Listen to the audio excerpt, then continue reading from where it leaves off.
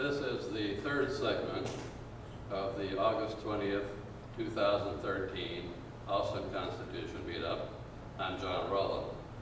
The topic of this segment is a new book by Mark Levin, who is a well-known political commentator, called The Liberty Amendments. He makes basically 10 proposed amendments in that book and argues for an Article 5 constitutional convention as a way to get them adopted. Now, I have to commend Mark for giving a lot of thought to this. In the course of writing the book, he's done some excellent research. However, the amendments he's actually proposing are not that well thought out. In fact, many of them, if adopted, would make the situation he intends to solve even worse. So it demonstrates once again a point I've often made, that amending the Constitution is not a job for people who don't work at this on a regular basis and think through all the ways that can go wrong. When you amend the Constitution, you have to anticipate all the ways that an amendment could be misinterpreted. You don't want to focus just on what you want to accomplish and forget about all the unintended consequences that may ensue from it, or the way the clever lawyers could misinterpret it. Remember, we got into this mess because a lot of clever lawyers for 200 years have been finding ways to misinterpret the Constitution, and some of them are judges. So we're not going to overcome all those adverse precedents, all those deviations from original understanding without specifically addressing the way in which those court decisions went wrong. And there are too many of them to be addressed by just 10 amendments. The amendments in particular that Mark proposes, for the most part, are just not that important, even if they were ratified. They don't get to the heart of the real problems that we have. So, as you are probably aware, I have my own proposals, and in fact I have a complete website devoted to them, amend-it.org, in which they're laid out, and I also have links to proposals from other people. Randy Barnett came up with his set of 10 amendments, which I also thought were inadequate, and others have as well from time to time. It seems that we haven't had anyone who's really good at writing amendments to the U.S. Constitution since James Madison. Now, I don't claim that mine are perfect either, but I think that if you will examine them and compare them to the problem and to other proposed amendments, you may be able to appreciate them as at least being a little bit better than most of the alternative proposals that are being put out there. Now, here's my website, amendit.org, that you can go to and find it. Now, here's where I go into detail on Mark's proposed amendments. One is to establish term limits for members of Congress. Well, the problem is that it would shift even more power to staffers and lobbyists, who would remain in place, gathering power and expertise as members came and went. It would prevent members who typically arrive without even the expertise to decide who the experts are from acquiring such expertise. And it would prevent members from accumulating the connections and favors that would enable them to be effective. The second is an amendment to restore the Senate as he calls it. It would repeal the 17th Amendment, but he would also call for provisions to replace senators before the end of their terms by state legislatures. The 17th Amendment was adopted for a good reason. It's not understood by a lot of the people who propose to repeal it. The election of U.S. senators by state legislatures almost never worked as it was intended. Maybe for the first couple of decades, but once we got into the 19th century, it all fell apart. And the result was inferior U.S. senators who were mostly not accountable to the state legislatures, but to wealthy private interests who were able to buy U.S. Senate seats with often very small donations to the state legislators.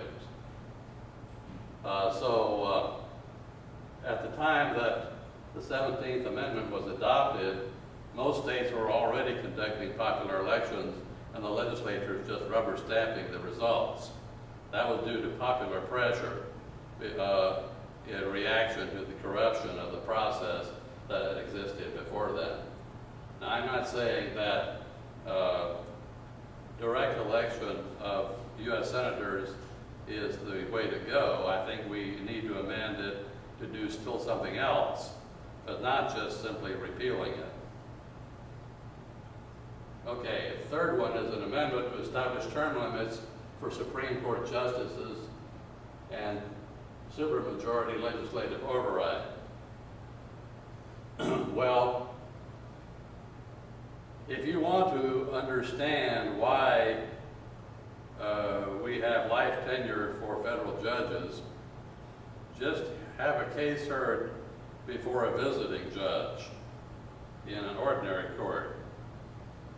Visiting judges get their appointments under contract with various state and local governments, and they don't get the jobs unless they do the jobs the way their bosses want them to. In other words, they're not independent of those who hire them. And the result is generally decisions that favor the local or state establishment.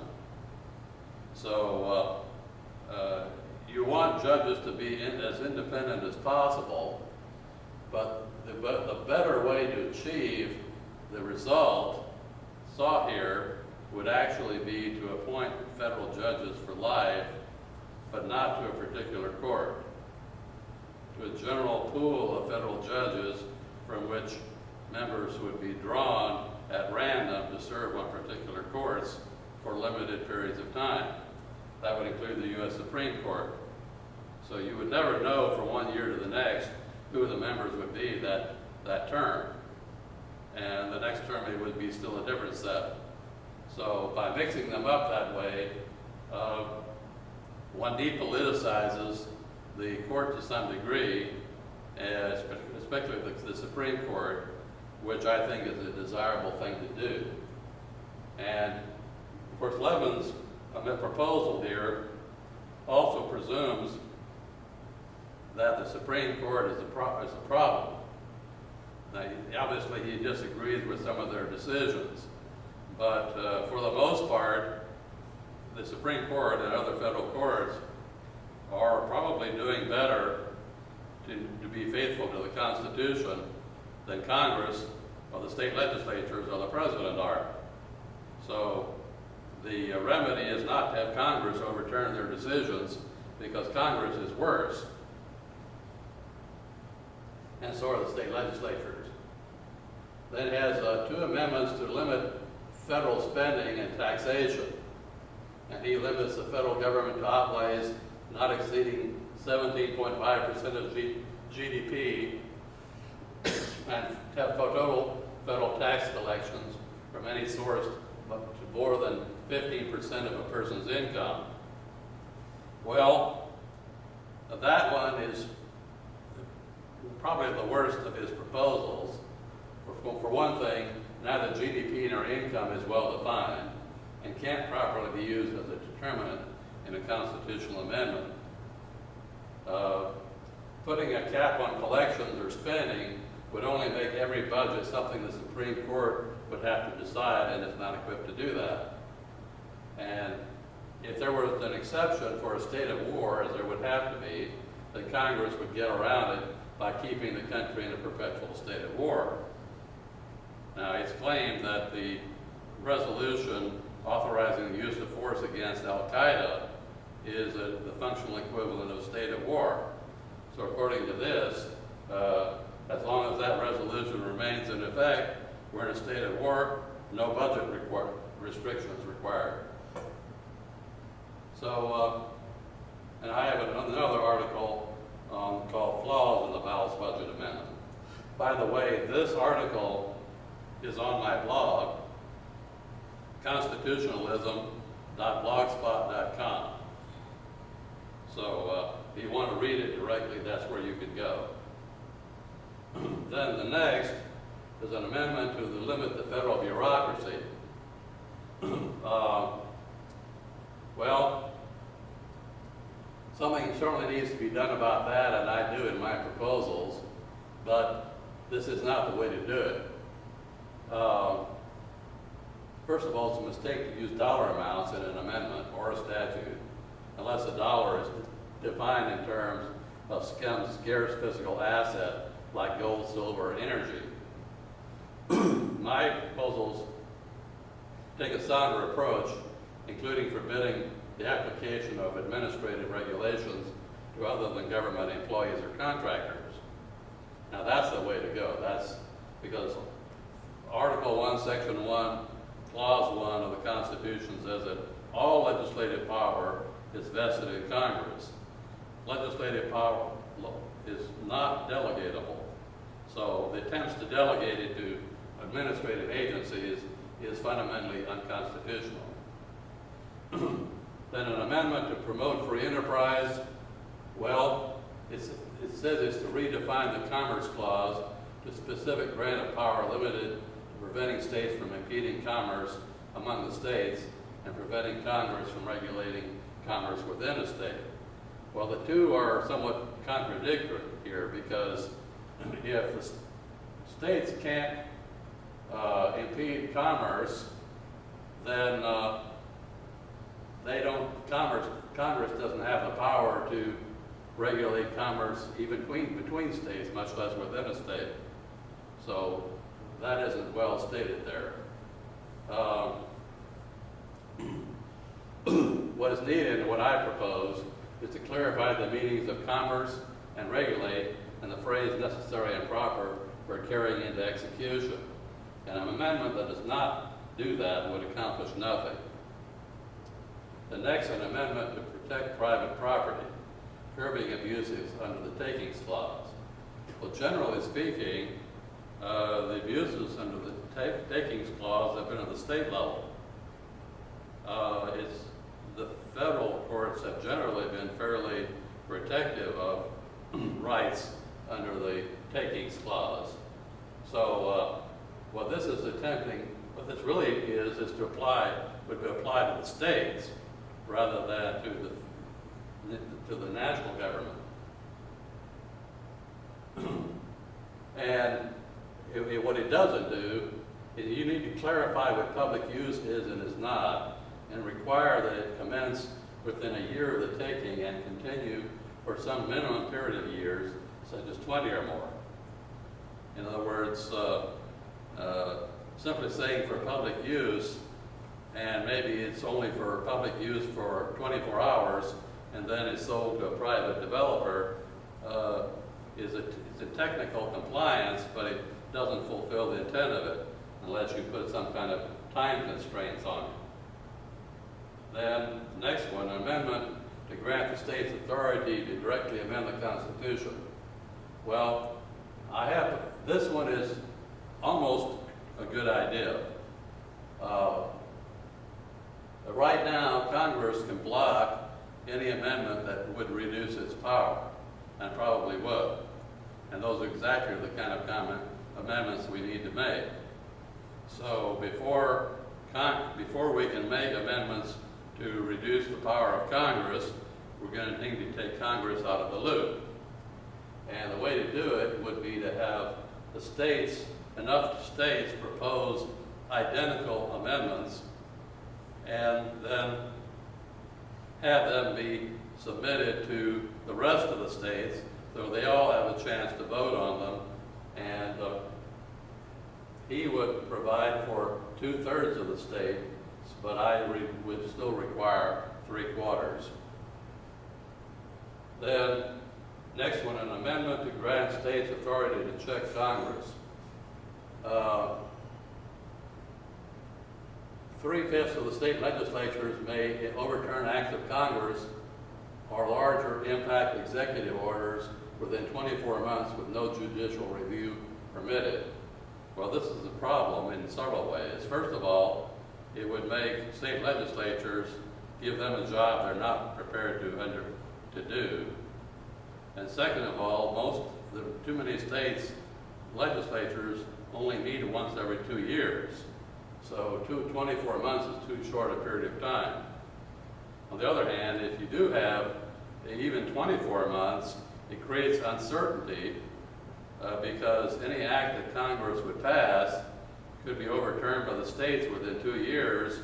No one would know how to plan for, to invest, to know how to comply, to set up any kind of institutions, to spend any money, to do a lot of things because of the uncertainty of that situation.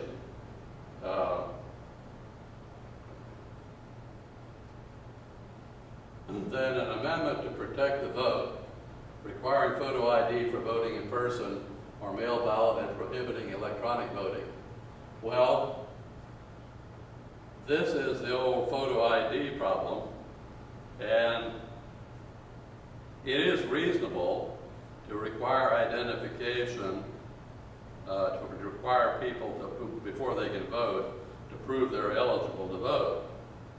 But there can be no requirement to have photo ID because you can't require someone to have to present something he's not required to have. And for one thing, the person is not required to even have a name. So traditionally what has been done is you have a notary notarize a jurat saying this person is eligible to vote, he is a citizen and a resident of this jurisdiction. Then they don't have to give him a name, just this person. And that would be sufficient. The danger here is an Orwellian regime in which the central government controls all identities. And it can turn anybody it wants into a non-person with a few keystrokes on a computer and thereby control them unduly. Imagine a situation with a bunch of bureaucrats in Washington decided to suddenly remove the identities from the system of everybody that they didn't agree with, such as conservative political action groups, as we saw recently with the FBI. So, the FBI was bad enough on the way they handled 501c4 applications. Just imagine what the situation would be if suddenly people found that nobody was recognizing their identification papers. So my main criticism is that Levin's proposals ignore most of the more important reforms that are needed. With few exceptions noted, most of them would be ineffective or counterproductive. Those who would propose constitutional amendments need to think through all the ways they could go wrong and provide precise language that clever lawyers will have difficulty subverting for at least the next 200 years.